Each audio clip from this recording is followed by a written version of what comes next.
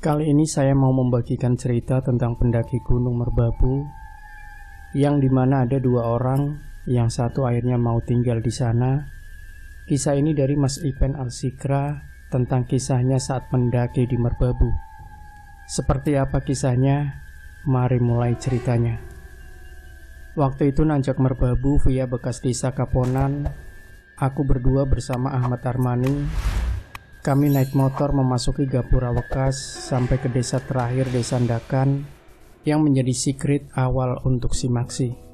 Setelah sholat maghrib kami mulai perjalanan, dan start dimulai setelah kami berdua minta izin sesepuh desa dan ziarah makam desa tersebut yang berada di atas desa.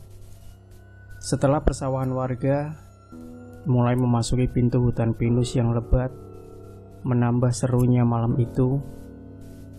Singkat cerita, pos 1 yang dulu ada, sekarang sudah tidak ada lagi. Kami lewati sampai ke pos 2. Sampai di situ baru kami istirahat untuk minum dan merokok, sembari meluruskan kaki dan pinggang yang mulai letih karena beban carrier dengan jarak tertempuh selama 3 jam lebih. Waktu kami tiba di persimpangan Gunung Kukusan di atas Tugu perbatasan, terasa angin membelai kencang, meniup dengan ganasnya. Ilalang dan semak belukar menjadi tepian jalur kami. Di sisi kanan kiri mulai ramai dengan sosok penampakan yang dari barisan kuntilanak bergelantungan, pocong yang muncul dan hilang sesuka mereka. Tangan-tangan bermunculan dari sisi kanan kiri, serasa mau meraih kami. Yang membuat lebih seru, dari atas bukit yang tidak begitu tinggi, di hadapan kami berdiri bocah kecil cekikikan sambil nunjuk ke arah kami dan ngoceh, Mas, ngopo podo mrene? Mas, ngapain pada kesini?" Dan tiba-tiba kepalanya patah menggelinding ke arah kami. Kepala bocah itu gelundungan sambil cekikikan, lalu hilang sebelum sampai di depan kakiku. Setelah tarik nafas dan baca istighfar, kami istirahat, di mana tepat bocah tadi berdiri. Buka carrier, keluarkan kompor, nasting, dan perangkat lain. Akhirnya kami putuskan untuk membuat kopi sembari beristirahat di puncak Kukusan, yang di situ kemiringan tanahnya tidak begitu curam. Hangatnya kopi, rokok, dan juga cemilan untuk kembalikan energi. Masih teringat fenomena bocah yang kepalanya gelindingan. Tiba-tiba Kang Armani berlari ke salah satu pohon yang bentuknya melengkung, seakan pohon itu sedang ditindihi dengan beban berat. Pohon seukuran paha manusia ini ternyata jadi tempat duduk santainya Nyai Kembang. Nyai Kembang adalah sosok wanita berkebaya merah, berkain batik coklat keemasan, wajahnya cantik, rambut disampingkan ke depan, dengan berhias dengan kantil yang belum mekar. Kemunculan Nyai Kembang ditandai dengan angin yang menebraskan wewangian bunga kamboja atau kantil. Kang Armani menghampiri sosok itu dengan berdiri dengan tangan sedekap ke dada, kepala merunduk. Interaksi mereka cukup lama, sampai kopi Kang Armani dingin. Setelah usai berinteraksi, Kang Armani kembali duduk, kemudian menyeruput kopi dan bercerita. Ada penglihatan di atas, sedikit lagi persimpangan triangulasi bro. Terus kenapa Kang? Jawabku. Kalau mau melihat pendaki yang tidak pernah bisa keluar dari dukuh desa gaib, di situ pintunya. Jelas Kang Armani. Udahlah, orang udah mati Kang. Seandainya sukma mereka bisa dibawa ke dunia kita, itu juga mustahil kan? Ya, siapa tahu betah di sana kamu, di dukuh. Sambil ketawa ngakak, Kang Armani selesaikan pembicaraan yang tak karuan. Sedikit kupas soal dukuh desa alam gaib, di mana kebanyakan pendaki nyasar ke dalamnya dan tidak pernah bisa keluar kembali kecuali yang berhati suci. Kebanyakan pendaki yang ada di dalam, mereka yang berbuat salah, maksiat, takabur, dan juga niatan buruk sebelum naik gunung ini. Mendaki harus dilandasi ketulusan, iman, dan juga mental yang kuat. Dukuh terbuka buat semua pendaki, terutama pendaki yang arogan dan merasa sok hebat di alam rimba raya, yang merasa bisa menaklukkan semesta dengan takaburnya diri. Awas, pendaki seperti ini, yang baca besoknya hati-hati ya kalau naik gunung. Nyai Kembang hanya menunjukkan jika kami mau melihat dukuh, kami akan disambut sebagai selayaknya tamu. Tapi kami bertujuan untuk naik ke puncak, bukan naik gunung mampir makan ke rumah lelembut. Setelah ngobrol usai, ngopi dan makan kelar, kami bereskan perlengkapan untuk siap-siap melanjutkan perjalanan yang masih lumayan panjang dan menantang, karena masih harus tapaki simpang puncak triangulasi dan juga meniti jembatan setan sebelum sujud di atas puncak Kenteng Songo. Diceritakan sebelumnya jika Kang Armani sempat berinteraksi dengan Nyai Kembang, salah satu penunggu lereng Merbabu yang menguasai desa gaib yaitu Dukuh. Dan kami melanjutkan kembali perjalanan malam ini, malam yang terasa begitu lambat berganti, di mana angin menerpa semakin kencang. Hawa mistisnya tempat ini dicampur dengan dinginnya embun malam menyusupi sendi-sendi raga kami. Persimpangan puncak antara triangulasi dan Kenteng Songo terlihat tepat di depan kami. Di sini kembali keusilan dedemit mengusik perjalanan saya dan Kang Armani. Meski angin bertiup kencang di area terbuka ini, tapi ada angin lain yang berputar-putar saja di atas kepala kami. Suara bising angin dan bisikan-bisikan bermunculan. Hanya ada satu bisikan yang jelas terdengar, tapi lirih. Gimana itu ngebayanginya?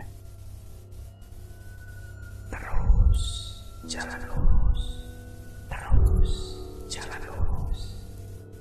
Begitu bisikan itu berulang-ulang, sementara percabangan jalur yang dua arah tiba-tiba jadi satu arah jalur lurus yang terdapat seperti ada gapura yang samar tertutup kabut.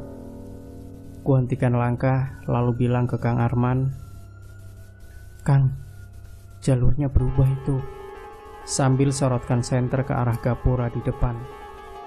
Kang Armani hanya senyum nyungging sambil bilang, "Kita udah sampai bro, welcome to Dukuh." Aku hanya tersenyum kecut sambil keluarkan rokok dalam saku. Dan tiba-tiba perasaan gak enak banget bos. Merinding di tengkuk leherku tebal banget. Terdengar suara gemerincing dari belakangku, dan aroma seketika menjadi bau bangkai yang sangat mengganggu hidung mungilku. Waktu aku menoleh ke belakang, sosok pocong terbang pas ke arah kami, dan muka kami saling berhadapan, yang jaraknya amat sangat dekat. Wajah kucelku serasa hampir tersentuh sama wajah hancurnya pocong. Wajah yang hitam legam, kulit dengan dagingnya terkoyak, dan terlihat jelas tulang rahang, gigi juga tulang wajah sebagian. Matanya gerowong, biji matanya tak ada lagi, tapi keluar cahaya warna merah di dalamnya. Seketika nafasku sesak ketika kami beradu pandang, hingga Kang Armani menarikku mundur menjauh, agar tidak diludahi oleh pocong yang membusuk itu. Masih kami pandangi sosok ini yang gerakan kepalanya menoleh ke arah kami, namun gerakannya patah-patah, tidak langsung menoleh ke arah kami. Asli jelasinnya susah. Selang berapa lama dia terbang masuk ke gapura jalur itu, lalu menghilang.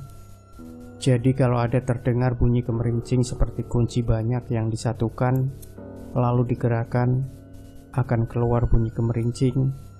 Sudah jelas pocong di sekitar kalian.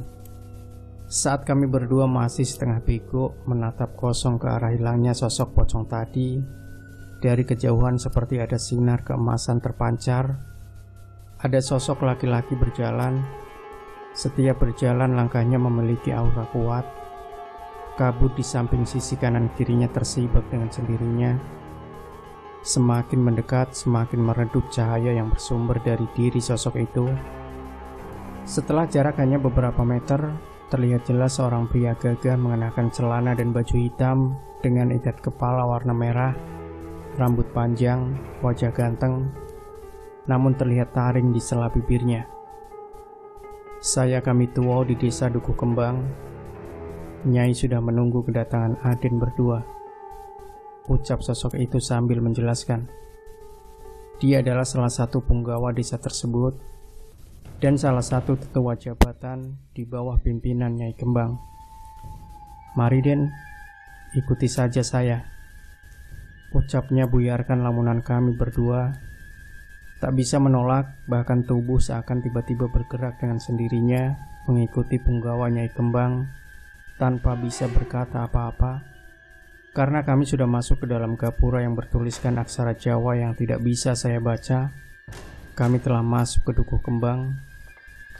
Karena tidak dapat diceritakan di dalam sana, maka saya lanjut di cerita perjalanan saja. Intinya, di dalam dukuh itu banyak sekali pendaki di sana. Ada ratusan, bahkan bisa ribuan. Karena di salah satu depan rumah itu bergerombol puluhan pendaki, belum di aula desa dan rumah-rumah lainnya. Yang paling banyak berkumpul di pekarangan rumah kami Tuwo, punggawa Nyai Kembang.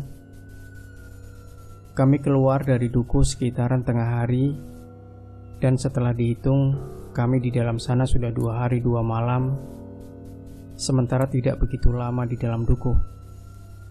Yang aneh lagi, waktu keluar dari dukuh bukan di tempat kami masuk, tapi keluar tepat di puncak Syarif tanpa melewati Watu Tumpang dan Genteng Songo. Ya, kami akhirnya sholat di puncak. Setelah itu menikmati pemandangan alam yang tetap indah di siang hari.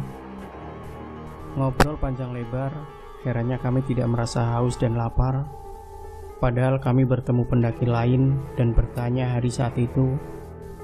Sudah 2 hari kami di dalam alam lain.